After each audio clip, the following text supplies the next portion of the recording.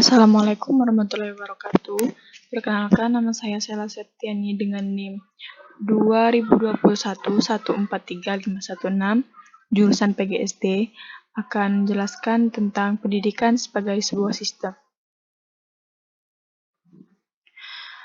Pendidikan sebagai sebuah sistem adalah pendidikan sendiri, terdiri dari elemen-elemen atau unsur-unsur pendidikan yang dalam kegiatannya saling terkait secara fungsional sehingga merupakan suatu kesatuan yang terpadu dan diharapkan dapat mencapai tujuan.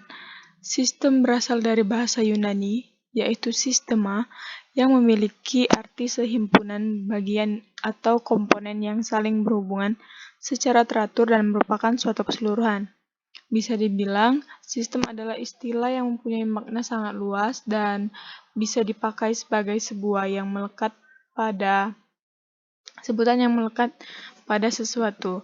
Sebuah perkumpulan atau organisasi bisa disebut sebagai sistem. Lalu, orang-orang menyebutnya sebagai sistem organisasi. Begitu juga dengan pendidikan sebagai sebuah sistem. Pada akhirnya, orang-orang menyebutnya sistem pendidikan. Yang kedua, ilmu pendidikan sebagai ilmu normatif, teoritis, dan praktis. Ilmu pendidikan sebagai ilmu pengetahuan dimulaikan dengan meletakkan ilmu pendidikan dalam sistematika ilmu pengetahuan. Menurut sistemnya, ilmu pengetahuan dibedakan sebagai berikut. Pertama, ilmu-ilmu murni, berdiri sendiri lepas daripada ilmu pengetahuan atau empiris, contoh matematika. Yang kedua, ilmu-ilmu pengalaman, diperoleh berdasarkan pengalaman. Jadi, objeknya adalah gejala-gejala kehidupan, baik yang nampak ataupun yang tidak nampak. Ilmu pendidikan termasuk ilmu pengetahuan empiris yang diangkat dari pengalaman pendidikan, kemudian disusun secara teoritis untuk digunakan secara praktis, dengan menempatkan kedudukan ilmu pendidikan di dalam sistematika ilmu pengetahuan. Maka, uraian selanjutnya adalah ilmu pendidikan sebagai ilmu normatif dan ilmu pendidikan sebagai ilmu teoritis dan praktis. Pertama, ilmu pendidikan sebagai ilmu normatif. Sebagai ilmu pengetahuan normatif, ilmu pendidikan merumuskan kaidah atau pedoman atau ukuran tingkah laku manusia. Sesuatu yang normatif berarti berbicara masalah baik atau buruk manusia. Ilmu pendidikan merumuskan peraturan-peraturan tentang bertingkah laku manusia untuk mencapai ketentraman hidup. Ketentraman hidup akan menjamin kelangsungan keeratan antar manusia atau hubungan sosial manusia. Ilmu pendidikan itu selalu berurusan dengan soal siapakah manusia itu. Pembahasan mengenai siapakah manusia itu biasanya termasuk bidang filsafat, yaitu antropologi. Pandangan filsafat tentang manusia sangat besar. Pengaruhnya terhadap konsep praktik-praktik pendidikan, karena pandangan filsafat itu menentukan nilai-nilai luhur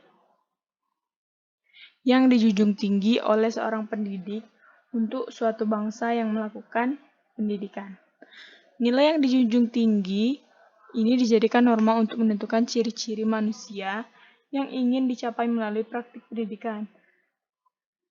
Nilai-nilai tidak diperoleh hanya dari praktik dan pengalaman mendidik, tetapi secara normatif bersumber dari norma masyarakat, norma filsafat, dan pandangan hidup, malah dari keyakinan keagamaan yang dianut oleh seseorang.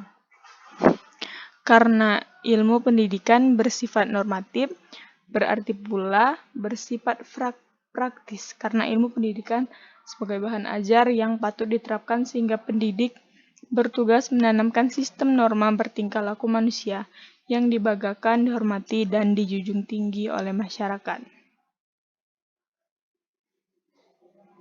Yang kedua, ilmu pendidikan sebagai ilmu teoritis dan praktis. Ilmu pendidikan termasuk pengetahuan normatif karena berkaitan erat dengan pandangan tentang manusia, nilai, dan norma hidup yang membentuk kepribadian manusia atau anak didik. Ilmu pengetahuan bersifat teoritis dan praktis karena berkaitan dengan strategi tindakan mendidik atau praktek mendidik. Dalam ilmu mendidik teoritis, para cerdik pandai mengatur dan mensistemkan di dalam suap pikirnya masalah yang tersusun sebagai pola pemikiran pendidikan. Jadi, dari praktik-praktik pendidikan disusun pemikiran-pemikiran secara teoritis. Pemikiran-pemikiran teoritis inilah yang disusun dalam satu sistem pendidikan yang biasa disebut ilmu mendidik teoritis. Selanjutnya, bagaimana hubungan antara ilmu mendidik historis dan ilmu mendidik praktis. Seorang maha guru ilmu pendidikan, J.M. Guning, berkata, teori tanpa praktek adalah baik pada human cerdik, cendekiawan, dan praktek tanpa teori hanya terdapat pada orang gila dan penjahat-penjahat. Namun, alangkah lebih sempurnanya, ilmu pendidikan itu dilakukan dengan cara teori dan praktek secara bersama-sama. Untuk lebih memahami bahwa ilmu pendidikan itu adalah yang memerlukan pemikiran yang teoritis adalah bahwa setiap pendidik memerlukan kritik-kritik sumbangan pemikiran dari para ahli atau orang lain. Ia dapat belajar dari catatan-catatan kritik saran dari orang lain, yang pada akhirnya dapat dikatakan bahwa ia belajar berdasarkan teori. Selanjutnya, syarat-syarat berdirinya ilmu pengetahuan. Syarat-syarat ilmu pengetahuan memiliki syarat pokok, yaitu suatu ilmu harus mempunyai objek tertentu. Suatu ilmu pengetahuan harus menggunakan metode-metode yang sesuai. Suatu ilmu pengetahuan harus menggunakan sistematika tertentu. Adapun persyaratan tambahan, yaitu suatu ilmu pengetahuan harus mempunyai dinamika, praktis, dan kesejahteraan umat manusia. Cabang-cabang ilmu pendidikan. Selanjutnya, cabang-cabang ilmu pendidikan. Cabang-cabang ilmu bantu pendidikan. Menurut Langeveld, mengklarifikasi cabang ilmu pendidikan sebagai berikut. Ilmu pendidikan teoritis, ilmu pendidikan sistematis, sejarah pendidikan, ilmu pendidikan praktis, metodik, pendidikan keluarga, dan pendidikan keagamaan. Ilmu bantu yang diperlukan dalam ilmu pendidikan antara lain ilmu-ilmu biologi, misalnya embriologi, anatomi, fisiologi, dan sebagainya. Ilmu jiwa, seperti ilmu jiwa umum, ilmu jiwa perkembangan, ilmu jiwa sosial, ilmu-ilmu sosial, misalnya sosial, ekonomi, hukum, dan lain sebagainya. Dan saya akhiri, terima kasih. Wassalamualaikum warahmatullahi wabarakatuh.